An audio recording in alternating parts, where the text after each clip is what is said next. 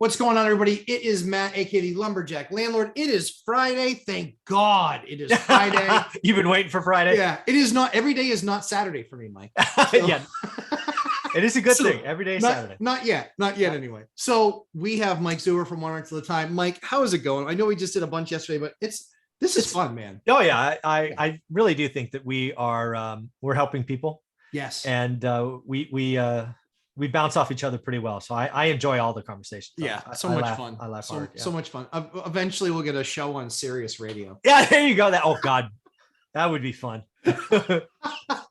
I'm holding up for the Howard Stern package. Oh, there you go. I'll take half. Howard Stern. I'm good. Perfect. So first thing that I wanted to bring up today was something we talked a little bit about yesterday with the three amigos. Mm-hmm. And I think that it cannot be said enough. I think that people's calculators are off for what they're figuring on their rents. And we know that that's what gives you the return. So I want to talk through that with you a little bit, talk through kind of what you're seeing for rents in your area, what you're hearing from students, because you're really plugged in on this. So what do you see, my man? Yeah. So I think there's a couple of things going on right now with rents. There is a clear divide between apartments and houses, right? They're all going up. Just one is stupid and one is just crazy, if that makes any sense, right? Yeah. So apartments are going up in my market. You know, it's 8-10%, which by the way is something I've never seen in 20 years. It's higher than I'm used to, just to be clear. So that is pretty good. When you own a lot of units, 8%, not bad. But houses, it is not uncommon in my market or one of my students to say between tenant A leaving, cleaning, turnover, new tenant, right? New tenant to see rents exceed 20%. Yeah. I mean, it used to be like a one-off, like where you took a dump and you really cleaned it up. It's like a 3-week remodel and like everything changed. It's almost a new house. That's when you used to get 20%, 25%. Now, I mean, I've had a couple of units where I did light cleanings meaning under $2,000. Yeah. And we've seen a 20, 25, I've seen 30% rent bumps, tenant to tenant. So that's what tenant A leaving, it's vacant, new tenant moving in. Houses are, again, I used to say this a lot and I got tired of saying it. Space is good. What did this crisis teach us? We want space. My kids are at home. I need a space for a gym. I need my office. I need a place for the dog. Houses. And again, I mean, houses in my market, like 2019, 3-bedroom, 2-bath might get like 13 to 1,500, depending on the area and age of home and stuff like that. Now they're all over $2,000. It's like, yeah, oh God. What? Yeah. And again, this is the point here is if we're repeating the 1970s, which clearly I think we are, you ain't seen nothing yet. Rents go up over 100% in a decade. That's crazy to think about, but it's all because of wages. And people hear me talk about rent and you don't realize what's really going on is everybody's wages are going up. Sure. And then when wages go up, we live in a consumer-based economy and people live on credit and all these other things. They just compete for a scarce asset. Affordable housing is scarce. We don't have enough. So when you raise income, more people compete for scarce housing, which increases property values, a la the 16% we talked about yesterday. But right behind it, about 6-month to 9-month delay, rents explode. Because the people that get priced out as the market goes up to buy become the best qualified renters. It's an unfortunate cycle. And I wish I could tell you it would stop. It doesn't feel like it's going to stop. Yeah. So, I mean, this was the reason I brought it up yesterday. Also, why I wanted to kind of revisit it today is, so I have 3 units that were rented out last year. They were rented out in August of 20.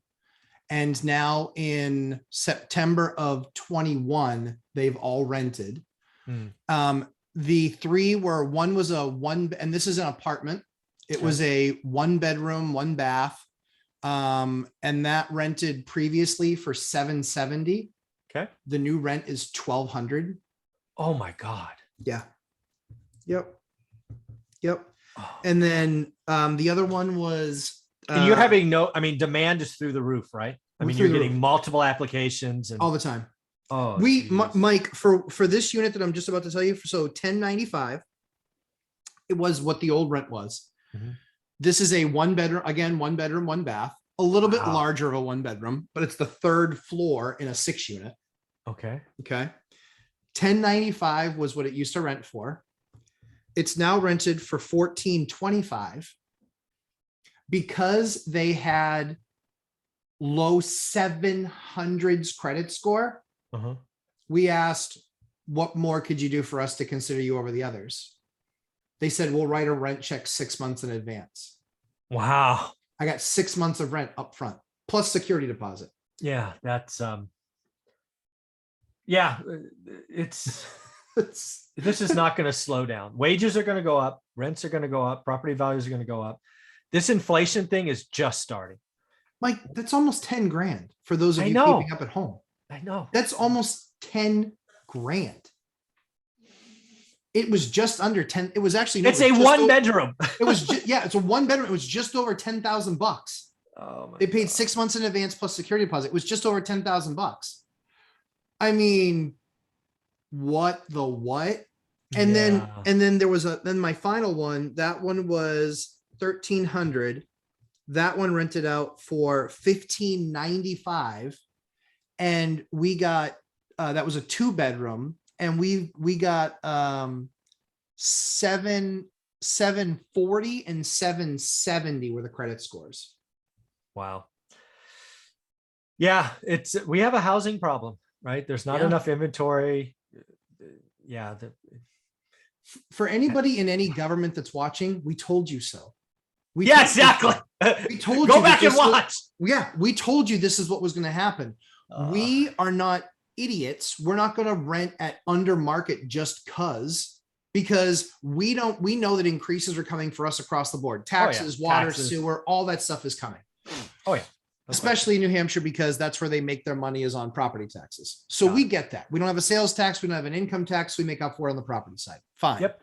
But we told people, and the worst problem is that the applications to housing are up like 300%. Yeah, this is a big deal, right? Let's start, Section 8 housing assistance, housing, whatever you want to call it. I am a huge supporter of, and my entire portfolio could go that direction, and I would be okay with it. Yeah. Right. So again, right. Yeah. That program's in trouble. It is. It's because we have a supply problem. Yep.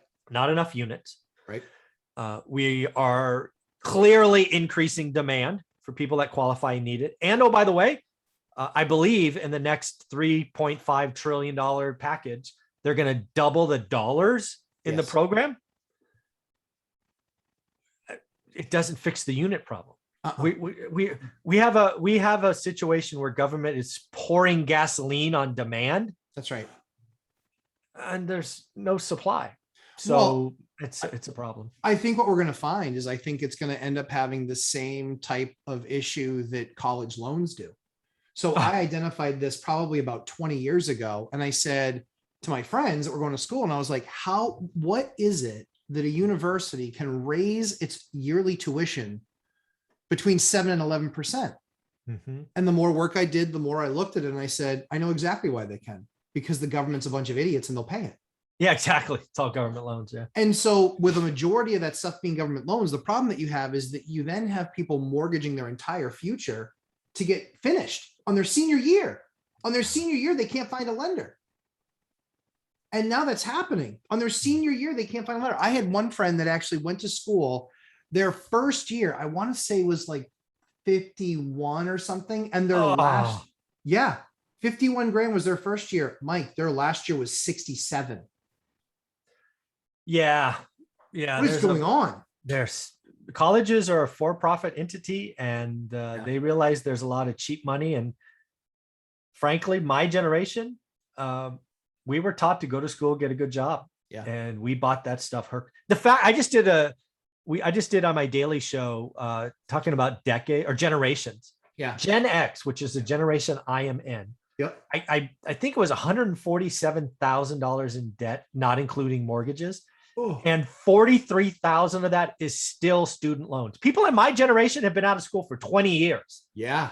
and we still Yeah. owe 43K. That is a problem. Yeah. There is a problem with student loans. Yeah, you're Gen X, right? You're Gen X. Yeah. Yeah. So I think I'm the last or next to last year of Gen X. It's Okay. pretty close. 44. I thought you were a millennial. You just smell like a millennial. Screw you, Mike. Want to get a millennial motivated? Yeah, exactly. I'll show you. Yeah, exactly. And so, yeah, I mean, I look at it and to your point, exactly. Like I still have people that I know in their 40s that are still finalizing and paying off school debt. And they haven't had a job in that specialty ever. Yeah, that's the problem. The people that already have school debt, that's one thing to work on, but we've really got to help people in high school, right? Yes. Yes. You know, for me, the big thing again, so I went to a great high school, and I think I was like I think there were 2 or 3% of us that didn't take the SATs, right? Which when I was graduating, you took the SATs to get into college, right? Sure. And I went to this fancy private school and blah, blah, blah. But I had nobody in my household ever went to college. So I didn't think it was an option. So then I graduate high school, I go to a junior college, then I get married and all this other stuff. But I go to a junior college and I take some of the most influential classes I've ever taken at a junior college. It was like $4 a unit or $8 a unit or something, which I had to pay for, right? And then I auto transfer into the best university I can for the last 2 years. Yeah. That's how I get my degree. So I had 2 years of debt. I had to take debt. I couldn't afford it. I mean, honestly, we do the same thing with Ashley. Ashley's a nurse. She did 2 years in community college. And then she ended up actually finishing, she finished her bachelor's of science in nursing in a state school. Way it went. And it was honestly, it was the least expensive.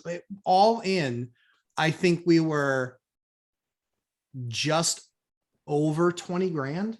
Yeah. And she was a nurse, a full-fledged BSN nurse. Yeah. Making licensed and yeah. 50 to 60,000 bucks starting. Yeah. Like, be smart about it because it's affecting us. So any other thoughts on Rent-A-Palooza and how nuts this is getting and how much more worse it's going to get? This is going to be, I mean, again, folks, sometimes we just have to look back at history. 1970s is a long time for a lot of people watching this. A lot of you weren't even born then. A lot of you were born, but you were too young to remember. Go back and look at it. It's pretty telling what we may be in front of us. So pretty crazy. Tell us where they can look for that, Mike. Yes, I have created a 50-year spreadsheet. It took me more than a day of my life, 24 hours in total. I have added it to my free course because it is that valuable. It is called in a section called bonus sections. If you are a member of my paid course, it is of course in there as well in a bonus section. Yeah, it's all there. I give it away, man. This stuff is so valuable. Just sign up, teachable, go get it. It's right there. So Happy agrees or yeah, Happy agrees. Yeah. Yeah. Whatever. They're playing behind me. Mike, tell us where we can find you, my man. One rental at a time. Go to your Google search bar and type that in. You should see a book, a YouTube channel, and a website. And the second book. And if you're at all on the fence about real estate investing, not sure that you can do it like I did, not sure you can do it like Mike did. Mike just came out with an awesome new book. It's 15 stories. There it is. Ironic you would have a copy of that standing by. I got 2 hard copies, man. I got hard copy books, man. It's crazy. Amazing. It's crazy. But that book is 15 millionaire stories about how they got successful in real estate. So if you can't identify with me, you can't identify with Mike, there's 15 other stories in there that you can probably identify with one of them and constantly be pulling knowledge from it. Also encouragement from it because it wasn't easy for any of those 15. They all did it differently. The one common thread, Mike, is that it wasn't easy for any of them. No, they all struggled at the beginning. It all sucks in the beginning. Every single one. This sucks in the beginning. Way it goes. Just the way it goes. Hold on. That's why the book was written. Is if I can get a couple more people to hold on for the first 3 or 4 years, life gets good. That's right. Mike, as always, thanks so much for the time. Guys, we spent a ton of time creating awesome content for you. So please subscribe, hit the like button. This will also be on One Rental at a Time over the course of the weekend. And 11:30 a.m. Eastern time, 11:30 a.m. Eastern time, we will do Real Estate Palooza, where we usually go about 3 hours or so, just answering people's questions and filling them full of the knowledge that we have gained over 20 years of experience. Man, we're old. We're so old. We're so old. I mean, the good news is I don't look nearly as old as I feel. So hey, I'm afraid I look as old as I am. I'm an old guy. We'll leave that for people to ask which one of us is most attractive again. No, don't do that. I hate losing. I got my bronze polish ready every time. I So, know. awesome. Thanks, Mike. Talk to you in segment 2.